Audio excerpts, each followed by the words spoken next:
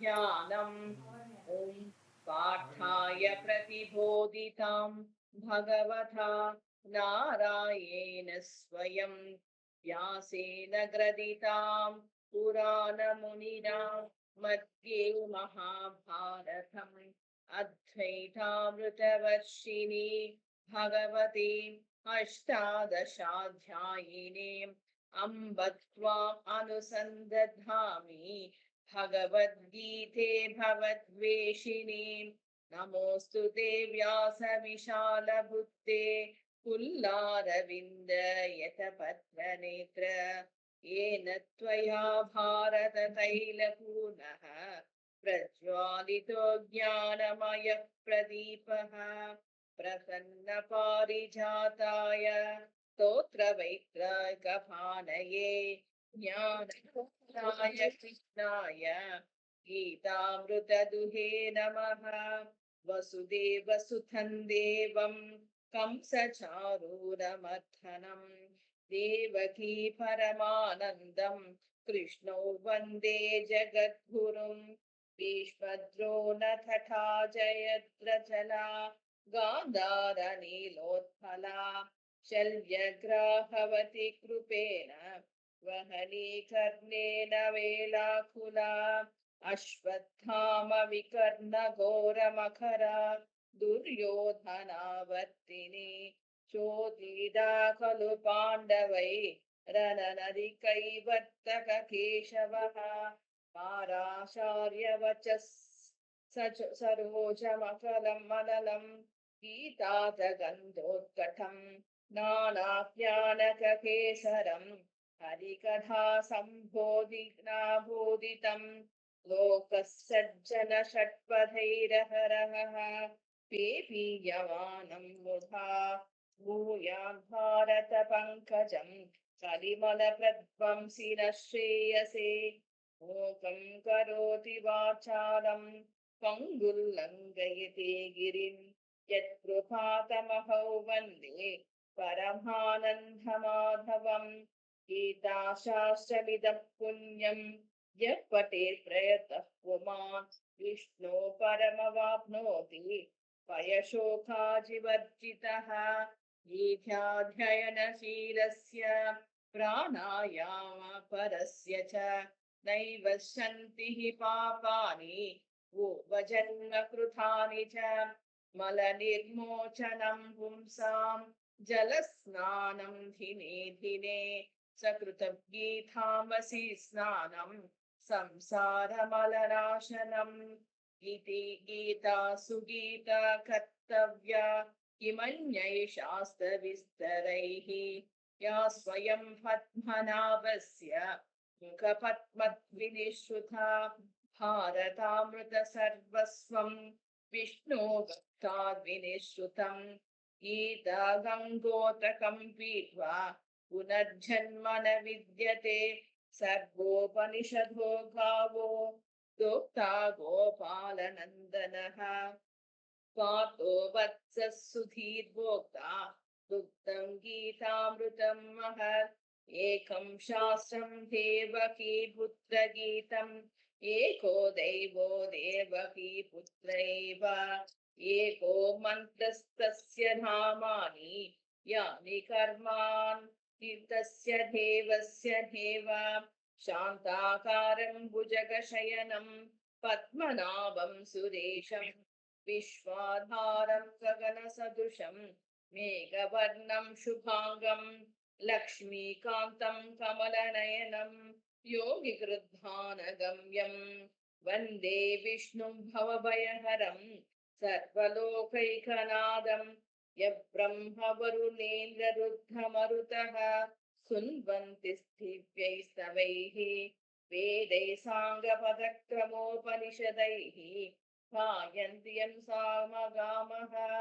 ज्ञानावस्थिततद्गतेन मनसा पश्यन्ति नैयोगिनः यस्यान्तन्न विदुसुरसुरागणाः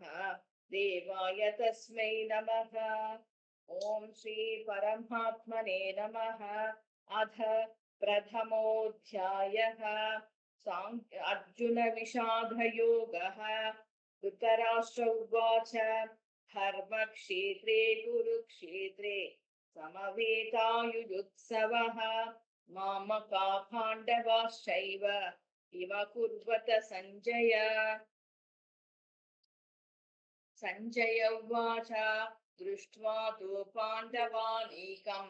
व्यूढन् दुर्योधनस्पदा आचार्यमुपसंगम्य राजा वचनमब्रवीत् पश्येतां पाण्डुपुत्राणाम् आचार्यमहतीं च मूं व्यूढां द्रुपदपुत्रेण तव शिष्येन धीमता अत्र शूरा महेश्वासाः भीमार्जुनः समायुधे युयुधानो विराटस्य द्रुपदस्य महारथः दृष्टकेतुचेकितान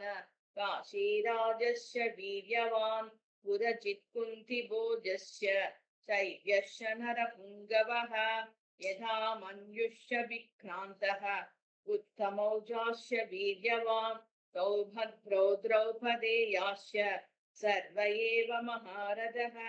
अस्माकं तु विशिष्टाये तानि बोधद्विजोत्तमा नायका मम सैन्यस्य संज्ञातां तां ब्रवीमि भवान् भीष्मश्च कर्णस्य कृपश्च समितिञ्जयः अश्वत्थामविकर्णस्य सौमदत्ति तदैव च अन्ये च बहवः शूराः प्रत्येक्य जीविता नानाशस्त्रप्रहरणाः सर्वे युद्धविशारदाः अपर्याप्तं तदस्माकं फलं भीष्माभिरक्षितं पर्याप्तं त्विदमे तेषां फलं भीमाभिरक्षितम् अयनेषु च सर्वेषु यथा भागमवस्थिताः भीष्ममेवाभिरक्षस्तु भवन्तः सर्व एव हि तस्य सञ्जनयन् हर्षं युवृद्धः पितामहाः सिंहानादं विनोद्योच्चै शङ्खं दद्मौ प्रतापवान् ततः शङ्काश्च धैर्यस्य अनवानकगोमुखाः सहसैन्याभ्यहन्यन्त न शब्दस्तु मुलोऽभवत् ततः श्वेतैः युक्तैः महति स्यन्धने स्थितौ माधवा पाण्डवाश्चैव दिव्यौ शङ्कौ प्रदद्मतुः पाञ्चजन्यं ऋषिकेशः देवदत्तं धनुञ्जयः रौण्डं दद्मौ महाशङ्कं भीमकर्मावृकोदरः अनन्तविजयं राजा कुन्ती पुत्रो युधिष्ठिरः नकुलः सहदेवस्य सुघोषो मणिपुष्पकौ काश्यश्च परमेश्वासः शिखण्डी च महारथः दृष्टद्युम्नो विराटस्य सात्यकी चापराजितः द्रुपदो द्रौपदेयाश्च सर्वशः पृथिवीपते सौभद्रश्च महाबाहु शङ्कान् दद्मुः पृथक् पृथक् सघोषो धातराष्ट्राणाम् उभयानि व्यधारयत् नभश्च पृथिवीं शैव मूलोऽभ्युन्नाथयन् अदव्यवस्थितान् दृष्ट्वा धातराष्ट्रान् कपिध्वजः प्रवृत्ते शस्त्र सम्पाते धनुरुद्यम्य पाण्डवः ऋषिकेशं तदा वाक्यम् इदमाह महीपते अर्जुन उवाच सेनयोरुभयोर्मध्ये रथं स्थापय मेच्युतां यावदेतान्निरीक्षेऽहं योद्धुकामानवस्थितान् कैर्मया सह योद्धव्यम् अस्मिन् रणसमुद्यमे योत्समानानवेक्षेऽहं योग्ययेतेऽत्र समागताः धातराष्ट्रस्य दुर्बुद्धेः युद्धे प्रियचिकीर्षवः सञ्जय उवाच एवमुक्तः ऋषिकेशः गुडाकेशेन भारत सेनयोरुभयोर्मध्ये स्थापयित्वा रथोत्तमम् भीष्मद्रोणप्रमुखतः सर्वेषां च महीक्षिताम् उवाच पार्थ पश्येतान् समवेतान् कुरूनिते तत्रापश्यत् स्थितान् पार्थः पितॄन् पितामहान् आचार्या मातुला भातॄन् पुत्रान् पौत्रान् सखीन् तथा श्वशुरान् सहृदश्चैव सेनयोरुभयोरपि तान् समीक्ष्य स कौन्तेय सर्वान् बन्धून् अवस्थितान् कृपया परयाविष्टः विषीदन्तमब्रवीत्। अर्जुन उवाच दृष्ट्वेमं स्वजनं कृष्ण युयुत्सं समुपस्थितं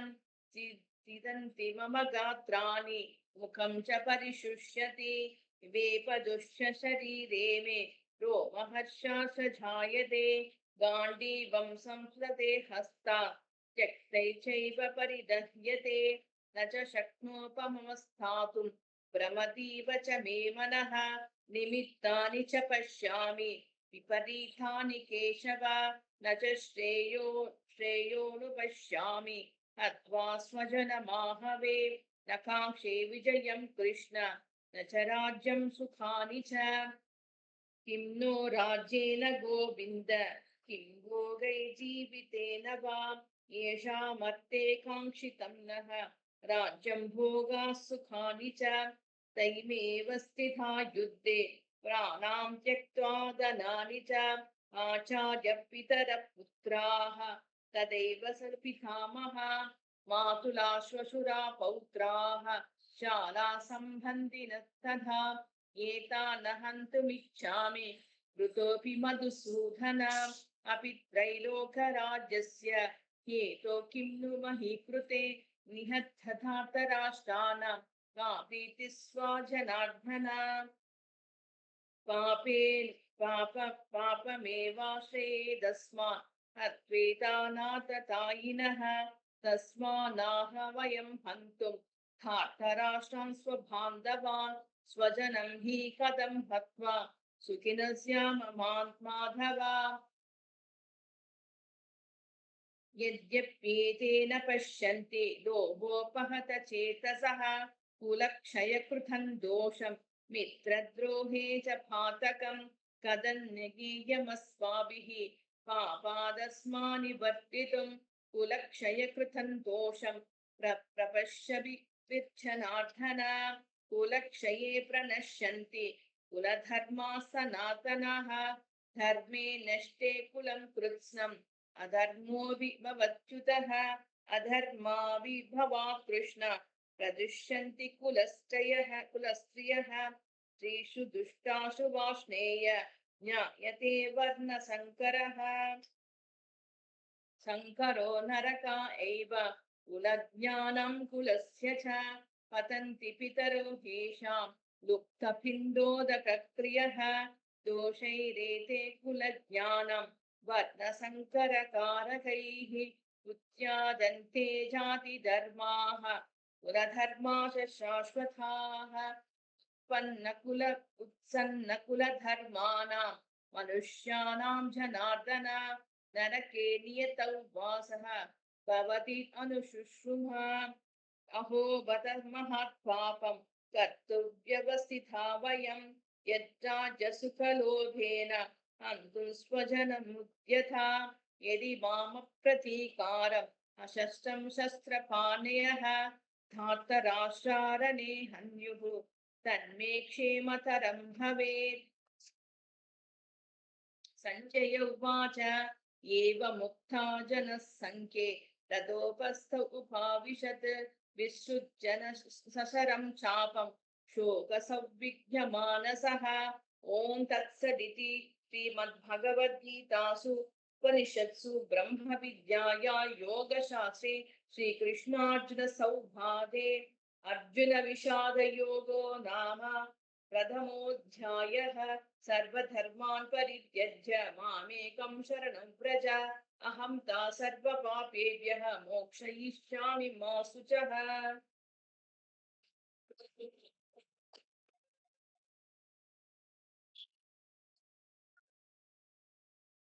अथ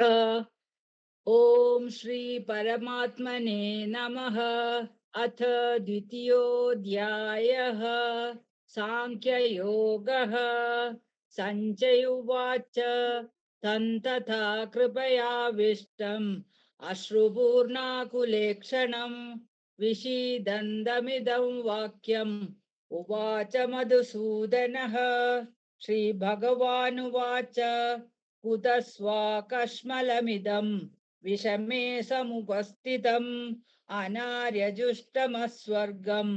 अकीर्तिकरमर्जुन क्लैप्यमास्मगमः पार्थ नैतत्त्वयिपपद्यते क्षुद्रं हृदय दौर्बल्यं त्यक्त्वोत्तिष्ठ परन्तप अर्जुन उवाच कथं भीष्ममहं सङ्ख्ये द्रोणं च मधुसूदन किशुभिः प्रतियोत्स्यामि पूजाहर्वरिसूदन गुरून् हत्वा हि महानुभावान् श्रेयो भोक्तुं भैक्ष्यमपीह लोके हत्वार्थकामांस्तु गुरूनिहैव भुञ्जीय भोगान् रुदितप्रदिग्धान् न चैतद्विग्मः कतरन्नो गरीयः यद्वा जयेम यदि वा नो जयेयुः यानेव हत्वा न जिजीविषामः ते स्थिताः प्रमुखे धातराष्ट्राः कार्पण्यदोषोपहतः स्वभावः पृच्छामि त्वां धर्मसम्मूढचेताः यत् श्रेयस्यानिश्चितं ब्रूहि तन्मे शिष्यस्तेऽहं शाधि मां त्वां प्रपन्नम् न हि प्रवश्यामि ममापनुद्यात् यच्छोकमुच्छोषणमिन्द्रियाणाम् अवाप्य भूमा पत्नमुद्मृतं राज्यं सुराणामपि चाधिपत्यम् सञ्जय उवाच एवमुक्त्वा हृषीकेशं गुडाकेशः परन्तप न योत्स्य इति गोविन्दम् उक्त्वा तूष्णी बभूवः तमुवाच हृषीकेशः प्रहसन्निव भारत सेनयोरुभयोर्मध्ये विषीदन्तमिदौ वचः श्रीभगवानुवाच अशोचानन्नवोश्चत्वं प्रज्ञावादां च भाषसे गदासून गदाशूञ्च नानुशोचन्ति पण्डिताः न त्वेवाहं जातु नासं न त्वन्नेमे जनाधिपाः न चैव न भविष्यामः सर्वे वयमतः परम् देहिनोऽस्मिन् यथा देहे कौमारै यौवनं जरा तथा देहान्तरप्राप्तिः धीरस्तत्र न मुह्यति मात्रा स्पर्शास्तु कौन्तेय शीतोष्णसुखदुःखदाः आगमापायिनो नित्याः तां तितिक्षस्व भारत यं हि न व्यथयन्त्येते पुरुषं पुरुषर्षभ समदुःखसुखं धीरं सोमृतत्वाय कल्पते नासतो विद्यते भावः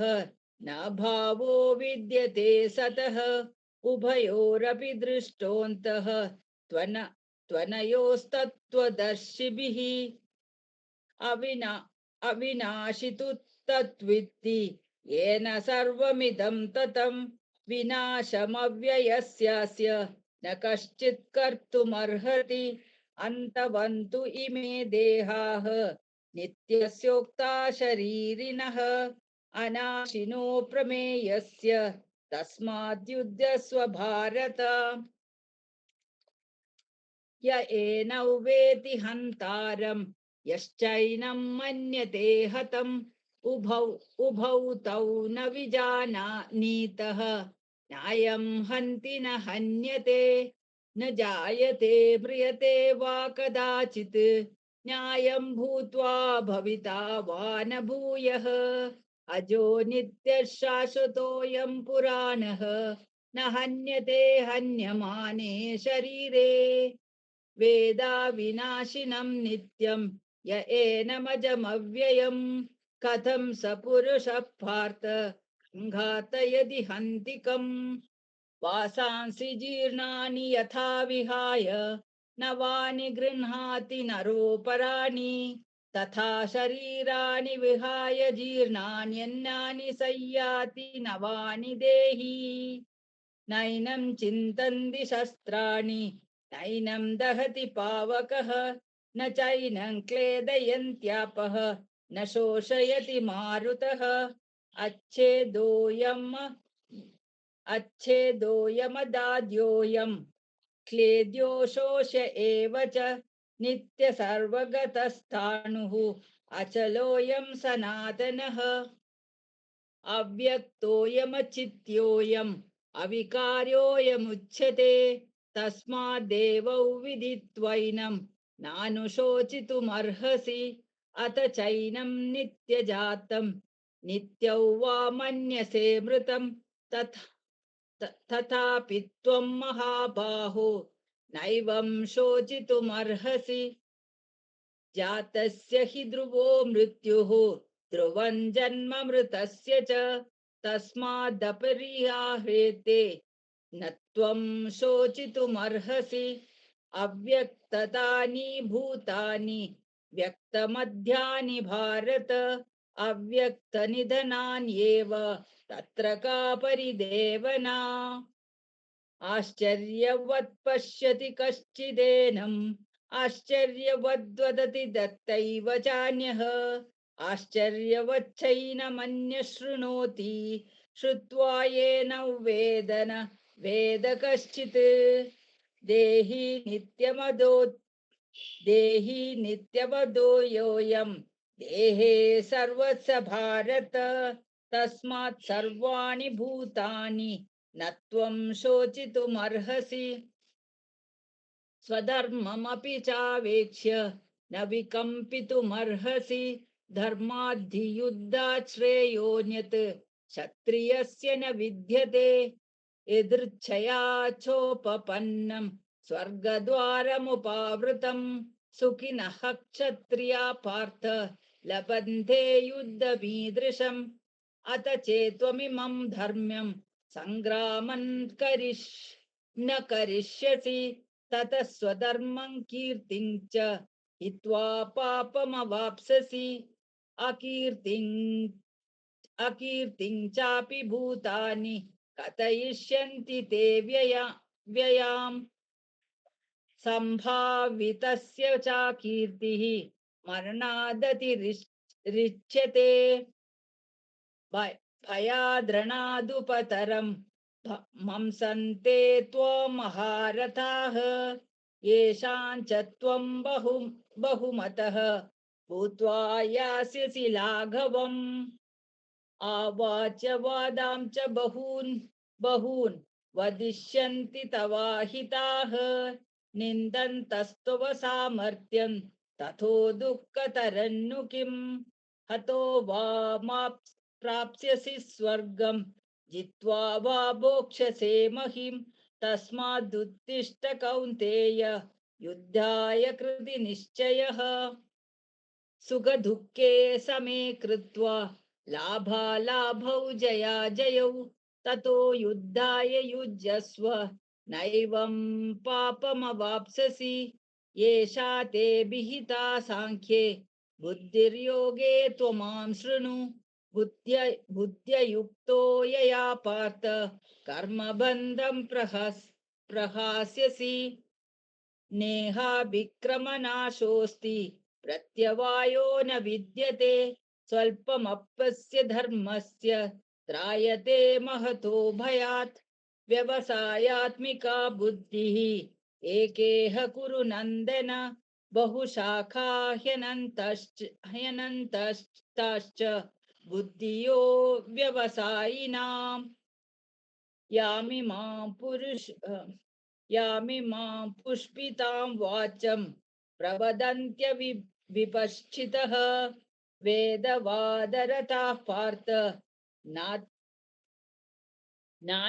नान्यदस्तीति द्वादिनः कामात्मानः स्वर्गपराः जन्म कर्म फलप्रदां क्रियाविशेषबहुलां भोगैश्वर्यगतिप्रति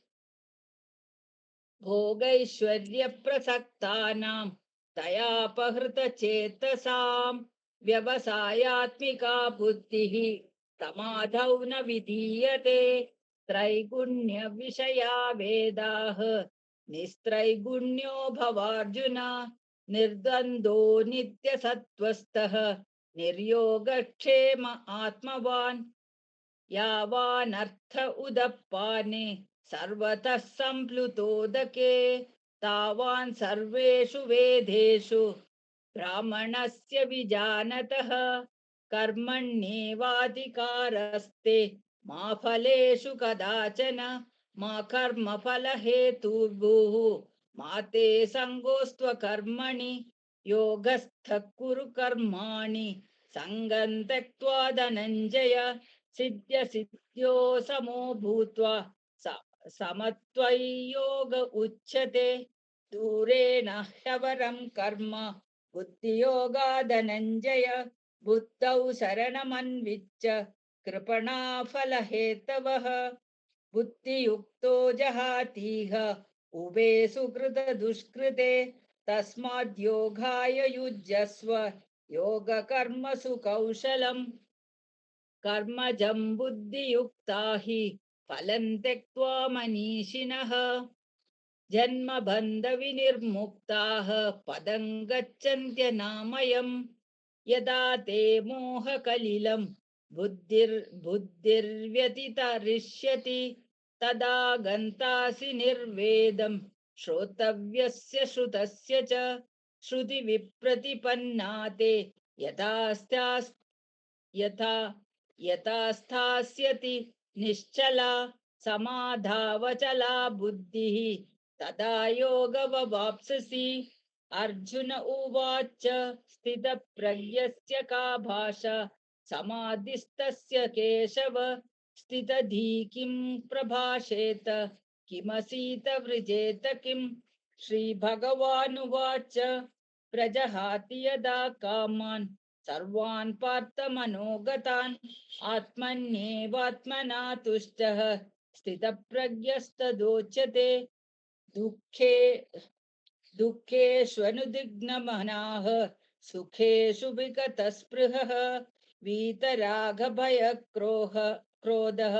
स्थितधीमुनिरुच्यते।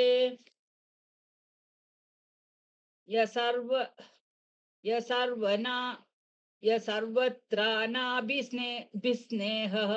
तत्तत्प्राप्य शुभाशुभं नाभिनन्दति न द्वेष्टि तस्य प्रज्ञा प्रतिष्ठिता। यदा संहरते चायं कूर्मो ज्ञानीव सर्वशः इन्द्रियाणीन्द्रियार्थेभ्यः तस्य प्रज्ञा प्रतिष्ठिता। विषया विनिवर्तन्ते निराहारस्य देहिनः रसवर्जं रसोऽप्यस्य परं दृष्ट्वा निवर्तते। यततो ह्यपि कौन्तेय पुरुषस्य विपश्चितः इन्द्रियाणि प्रमाथीनि हरन्ति प्रसभं मनः।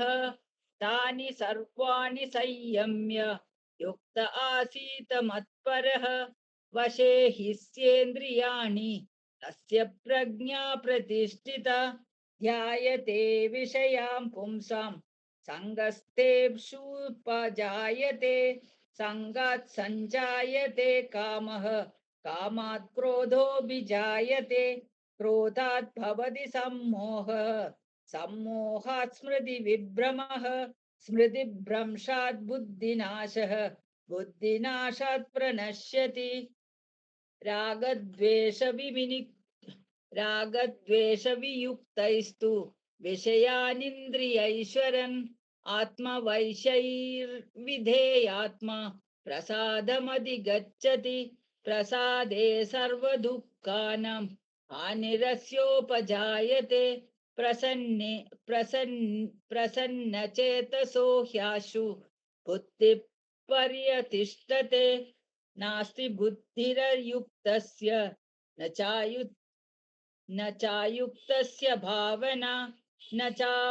चाभावयतः शान्तिः अशान्तस्य कुतः सुखम् इन्द्रियाणां हि चरतां यन्मनोनुविधीयते तदस्य हरतिः प्रज्ञां वायुर्नाविमि वमि वाम्भसि तस्मात् महाबाहो निगृहीतानि सर्वशः इन्द्रियाणीन्द्रियार्थेभ्यः तस्य प्रज्ञा प्रतिष्ठिता या निशा सर्वभूतानां तस्यां जागर्ति संयमे यस्यां जागृति भूतानि सा निशा पश्यतो मुनेः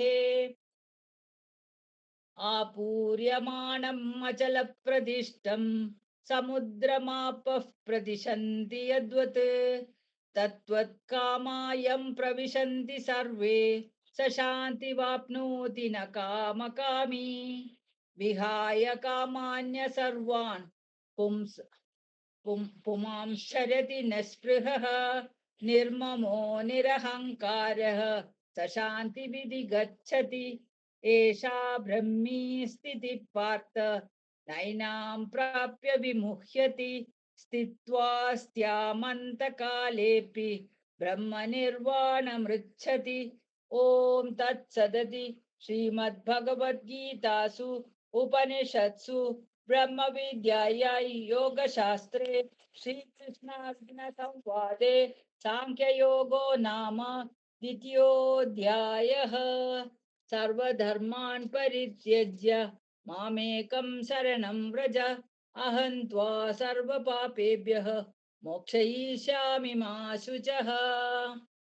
ॐ श्री परमात्मने नमः। अथ तृतीयोऽध्यायः कर्मयोगः। अर्जुन उवाच ध्यायसि चेत् कर्मण्यस्ते मता बुद्धिर्जनार्दन तत्किं कर्मणि घोरे मां नियोजयसि केशव त्वामिश्रेणेव वाक्येन बुद्धिं मोहयसीव मे तदेकौ वद निश्चित्यं येन श्रेयोऽहमाप्नुयाम्। श्रीभगवानुवाच लोकेऽस्मिन् द्विविधा निष्ठा पुरा प्रोक्ता मया नघ ज्ञानयोगेन साङ्ख्यानां कर्मयोगेन योगिनां न कर्मणा मनारम्भान् नैष्कर्म्यं पुरुषोऽश्नुते न च सन्न्यसनादेव सिद्धिं समधिगच्छति न हि कश्चित् क्षणमपि जातु निष्ठत्य कर्मकृत कार्यते ह्यवशः कर्म सर्वप्रगतिजैर्गुणैः कर्मेन्द्रियाणि संयम्य ययास्ते मनसा स्मरन् इन्द्रियार्थान् विमूढात्मा मिथ्याचारः स उच्यते यस्ते यस्ते वन्द्रियाणि मनसा नियम्यारभते कर्मेन्द्रियः कर्मयोगम् असक्तः स विशिष्यते नियतं कुरु कर्म त्वं कर्मजायो ह्यः कर्मणः शरीरयात्रापि च ते न प्रसिद्धयेद कर्मणः यज्ञार्थार्थकर्मणोऽन्यत्र लोकोऽयं कर्मबन्धनाः तदर्थं कर्म कौन्तेय मुक्तसङ्गः समाचर सह यज्ञाः प्रजा सृष्ट्वा पुरोवाच प्रजापतिः अनेन विश्वद्वम् एषावोस्तित्विष्टकामधुक् देवान् देवान् भावयतानेन देवान् भावयतानेन ते देवान् भावयतानेन ते देवा भावयन्तु वः परस्परं भावयन्तः श्रेयः परमवाप्स्यथ इष्टान् भोगान् विदेवाः दास्यन्ते यज्ञभाविताः तैर्दत्तान् प्रदाभ्यैभ्यः यो भुङ्क्ते तेन एव सः यज्ञशिष्टा शिष्टाशिनः सन्तः मुच्यन्ते सर्वकिल्बिषः भुञ्जते ते त्वघं पापाः ये पच्यन्तात्मकारणात् अन्नात् भवन्ति भूतानि पर्जन्यादन्न संभवः यज्ञात् भवति पर्जन्यः यज्ञस्कर्म समुद्भवः कर्म ब्रह्मोद्भवौ विद्धि ब्रह्माक्षरः समुद्भवम् तस्मात् सर्वगतं ब्रह्म नित्यैर्यज्ञे प्रतिष्ठितम् एवं प्रवर्तितञ्चक्रम् नानुवर्त्यतीह यः आघायुरिन्द्रियारामः मोघप्राप्तार्थ स जीवति यस्मात् मरतिरेव स्यात् आत्मतृप्तश्च मानवः आत्मन्येव च सन्तुष्टः तस्य कार्यं न विद्यते नैव तस्य कृतेनाथः न कृतेनेह कश्चन न चास्य सर्वभूतेषु कश्चित् कश्चिदर्थव्यपाश्रयः तस्मात् सक्तः सततं कार्यं कर्म समाचरः असक्तौ ह्याचरन् कर्माप्नोति पुरुषः कर्मण्यैव हि संसिद्धि आस्थिता जनकादयः लोकसङ्ग्रहमेवापि सम्पश्यन्य कर्तुमर्हसि यद्या यद्यदाचरति श्रेष्ठ श्रेष्ठ श्रेष्ठः तत्तदेव तरो जनः ये स प्रमाणं कुरुते लोकस्तदनु वर्तते न मे पार्थास्ति कर्तव्यं त्रिषु लोकेषु किञ्चन नानवाप्तमवाप्तव्यं वर्त एव च कर्मणि यदि ह्यहन्न वर्तेयं जातु कर्मण्यतन्त्रितः मम वर्तमानुवर्तन्ते मनुष्याः पार्थ सर्वशः उसी उत्सीदेयुरिमे लोकाः न कुर्यां कर्म चेदहं शङ्करस्य च कर्ता स्याम् उपहन्यमिमाः प्रजाः सक्ताः कर्मण्य विद्वांसः यथा कुर्वन्ति भारत कुर्याद् तथा सक्ताः चिकीर्षु लोके लोकसङ्ग्रहम् प्रकृते क्रियमाणानि गुणैः कर्मणि सर्वशः अहङ्कारविभूढात्मा कर्ताहामिति मन्यते तत्वित् तत्त्ववित्तु महाभावो गुणकर्मविभागयोः गुणागुणेषु वर्तन्त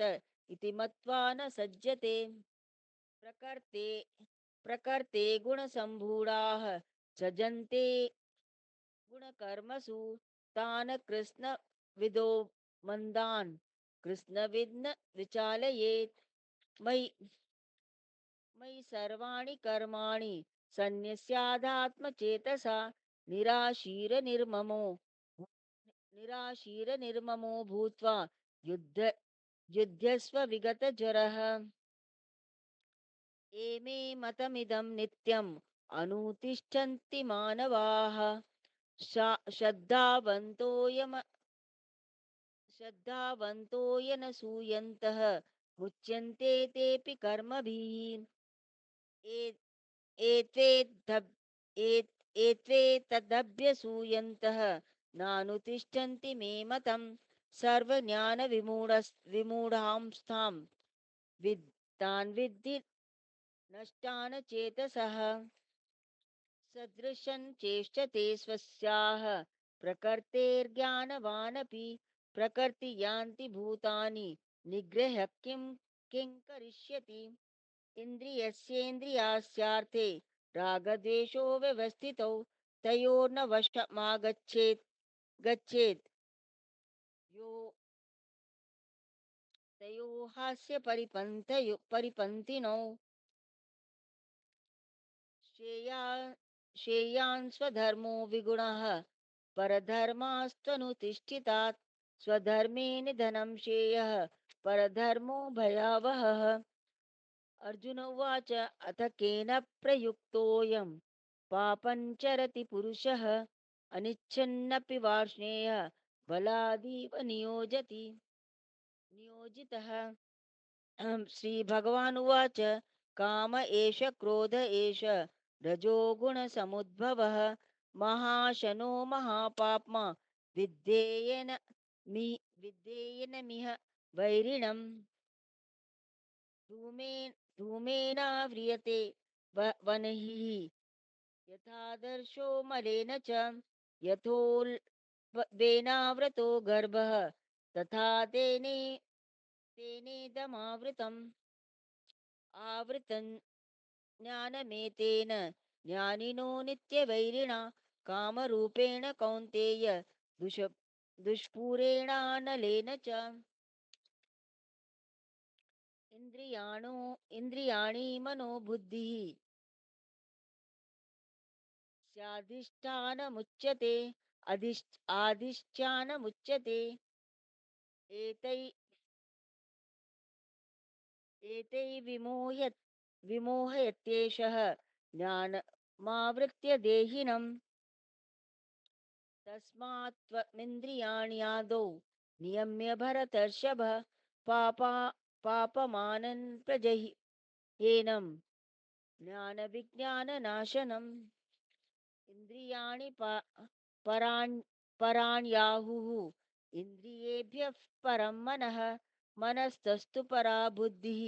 यो बुद्धे परास्तस्तु सः एवं बुद्धेः परं बुद्ध्वा संस्तत् संस्तभ्यात्मानमात्मना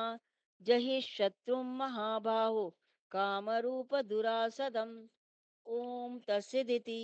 श्रीमद्भगवद्गीतासु उपनिषत्सु ब्रह्मविद्याया योगशास्त्रे अर्जुनविषादयोगो नाम अर्जुनविषादयोगः कर्मयोगो नाम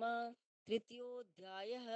सर्वधर्मान् परित्यज्य मामेकं शरणं व्रज अहं सर्वधर्मान् परित्यज्य मामेकं शरणं व्रज अहं त्वा सर्वपापेभ्यः मोक्षयिष्यामि मा शुचः। ॐ श्रीपरमात्मने नमः। अथ चतुर्थोऽध्यायः ज्ञानकर्मसन्न्यासयोगः। श्रीभगवानुवाच इमौ विवस्वते योगं प्रोक्तवानहमव्ययम् विवस्वान्मनवे प्राह मनुरिक्ष्वाकेव ब्रवीत् मनुरिक्ष्वाकवे एवं परम्परा प्राप्तम् इमं भ्रातर्षियो विदुः सकालेनेह महता योगो नष्टः परन्तप स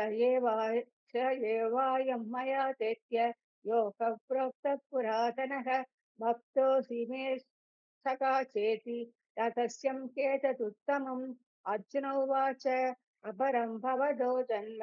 परं जन्म विवस्वतः पदमेत्विच विजानीयां समाधौ भोक्तवानिति। श्रीभगवानुवाच बहूनि मे व्यतीतानि जन्मानि तव चार्जुन तान्यहं वेद सर्वाणि न त्वं वेत्त परन्तप अजोऽपि सन्नव्ययात्मा भूतानामीश्वरोऽपि सन् प्रकृतिं स्वामधिष्ठाय सम्भवाम्यात्ममायया यथा यथा हि धर्मस्य ग्लानिर्भवति भारत अभ्युत्थनमधर्मस्य तदात्मानं सृजाम्यहं परित्राणाय साधूनां विनाशाय सदुष्कृतां धर्मसंस्थापनार्थाय सम्भवामि युगे युगे। जन्म कर्मे च मे दिव्यं ये वैद्यो वेति तत्त्वतः त्यक्त्वा देहं पुनर्जन्म नैति मामेति सोऽर्जुन। वीतराग भयक्रोधाः मन्मया मामुपाश्रिताः बहवो ज्ञानतपसा भूताभावमागताः ये यथा मां प्रपद्यन्ते तां तथैव भजाम्यहं मम वर्त्मानुवर्तन्ते मनुष्याः पार्थ सर्वशः काङ्क्षन्तं कर्मणां सिद्धिं यजन्त इह देवताः क्षिप्रन्ति मानुषे लोके सिद्धिर्भवति कर्म च चातुर्वर्ण्यं मया सृष्टं गुणकर्मविभागशः तस्य कर्तारमिति मां विद्य कर्तारमव्ययं न मां कर्माणि लिम्पन्ति न मे कर्म फले स्पृहा इति मां योऽभिजानाति कर्मभिर्न स बध्यते एवं ज्ञात्वा कृतं कर्म पूर्वैरपि मुमुक्षुभिः कुरु कर्मैव तस्मात् त्वं पूर्वतरं कृतं किं कर्म किम कर्मेति कवयो कवयोऽप्यत्र मोहिताः तत्ते कर्म प्रवक्ष्यामि यज्ञात्वा मोक्षसे शुभात् कर्मणो हि अपि बोद्धव्यं च कर्मणः अकर्मणश्च बोद्धव्यं गहना कर्मणो गतिः कर्मण्यकर्म यः पश्येत् अकर्म च कर्मयः सबुद्धिमान् मनुष्येषु स युक्तः कर्मकृते यस्य सर्वे समारम्भाः कामसङ्कल्पवर्जिताः ज्ञानाग्निदग्धकर्माणां तमाहुः पण्डितं बुधाः त्यक्त्वा कर्मफलासङ्गं नित्यतृप्तो निराश्रयः प्रवृत्तोऽपि नैव किञ्चित् करोति सः निराशीर्यतचित्तात्मा त्यक्तः सर्वपरिग्रहः मा शारीरं केवलं कर्म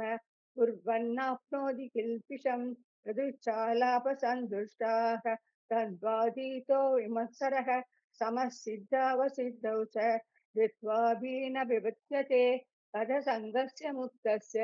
ज्ञानवस्थितचेतसाः यज्ञ यज्ञाचरदः कर्म समग्रं प्रविलीयते ब्राह्मणात्मं ब्रह्म हविः ब्रह्मणो ब्रह्मणाहुतं ब्रह्मैव गन्तव्यं ब्रह्मकर्म समाधिना दैवमेवापरे यज्ञं योगिनो पर्युपासते ब्रह्माज्ञाव परे यज्ञं यज्ञनैवोपजुह्वति श्रोत्रादीन् इन्द्रियाण्यन्ये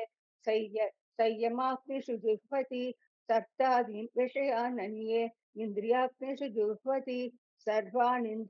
इन्द्रियकर्माणि प्राणकर्माणि चापरे आत्मसंयमयोगाग्नौ जुह्वति ज्ञानदीपिते द्रव्ययज्ञास्तपो यज्ञाः योगयज्ञास्तथा परे स्वाध्याययज्ञाश्च यदः संशिदौ वृताः अपाने जुह्वति प्राणं प्राणे पानं तथा परे प्राणापानाकतिरुत्वा प्राणायामपरायणाः अपरे नतयाहाराः प्राणान् प्राणेषु जुह्वति सर्वेप्येते यज्ञमितः यज्ञक्षपितकल्मषाः यज्ञशिष्टामृतभुजः यान्ति ब्रह्म सनातनं नायल्लोकोऽस्य यज्ञश्च कुतोऽन्यः कुरु सत्तम एवं बहुविधा यज्ञाः वितता ब्रह्मणा मुखे कर्मजान् तान् सर्वान् एवं ज्ञात्वा विमोक्षसे श्रेयान् द्रव्यमयात् यज्ञात् ज्ञानयज्ञः परन्तप सर्वं कर्माखिलं पार्थ ज्ञाने परिसमाप्यते तद्विद्धि प्रणिपातेन परिप्रश्नेन सेवया उपदेश्यन्ति ते ज्ञानं ज्ञानिस्तस्त्वदर्शिनः यज्ञात्वा न पुनर्मोहम् ये वै यास्यसि पाण्डव येन भूतान्यशेषेण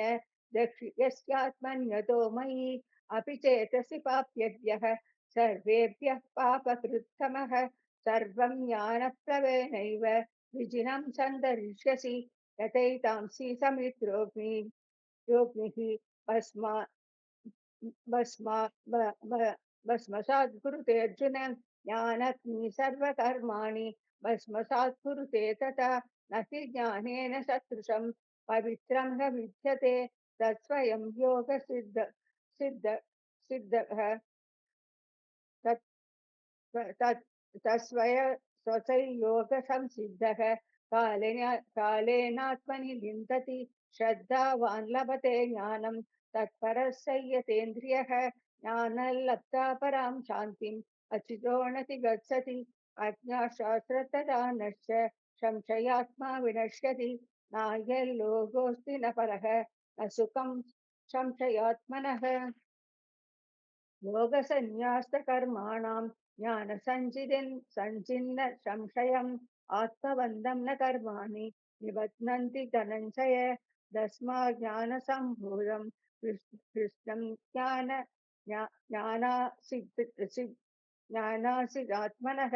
सिद्ध्वैनं संशयं योगम् आतिष्ठोत्तिष्ठ भारत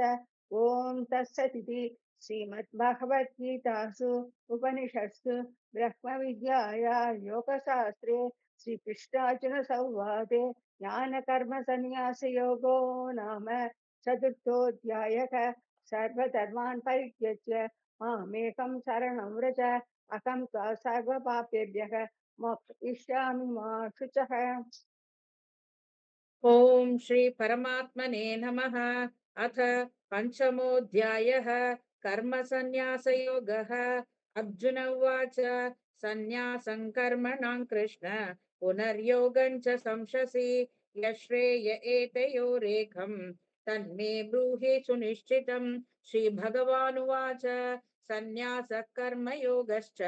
निःश्रेयसकरावुभौ तयोस्तु कर्म सन्न्यासात् कर्मयोगो विशिष्यते। ज्ञेयः स नित्यसन्न्यासी यो न द्वेष्टि न काङ्क्षति निर्द्वन्द्वो हि महाबाहो सुखं बन्धात् प्रमुच्यते। साङ्ख्ययोगौ पृथक् बालाः प्रवदन्ति न पण्डिताः एकमप्यास्ति तत् सम्यग् उभयोर्विन्दते फलं यत् साङ्ख्यैः प्राप्यते स्थानं तद्योगैरपि गम्यते। एकं साङ्ख्यं च योगं च यः पश्यति स पश्यति सन्न्यासस्तु महाबाहो दुःखमाप्तुमयोगतः योगयुक्तो मुनिर्ब्रह्म न चिरेणाधिगच्छति योगयुक्तो विशुद्धात्मा विजितात्मा जितेन्द्रियः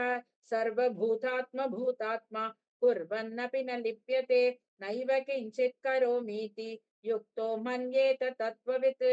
पश्यन् शृण्वन् स्पृशन् जिघ्रन् अश्नन् गच्छन् स्वपन् वशन् प्रलपन् विसृजन् गृह्णन् उन्मिषन् निमिषन्नपि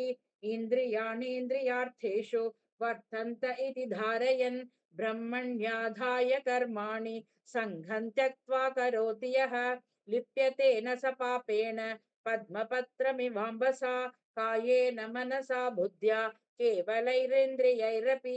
योगिनः कर्म कुर्वन्ति सङ्घं त्यक्त्वात्मशुद्धये युद्धः कर्मफलं त्यक्त्वा शान्तिमाप्नोति नैष्टिकीम् अयुक्तः कामकारेण फले शक्तो निबध्यते सर्वकर्माणि मनसा सन्न्यस्यास्ते सुखौ वशी नवद्वारे पुरे देहि नैव कुर्वन्न कारयन्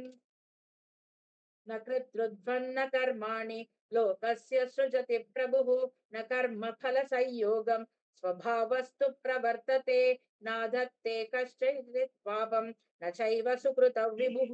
अज्ञानेनावृतं ज्ञानं तेन मुह्यन्ति जन्तवः। ज्ञानेनुत तदज्ञानम् येषां नाशितमात्मनः तेषामादित्यपज्ञानं प्रकाशयति तत्परम्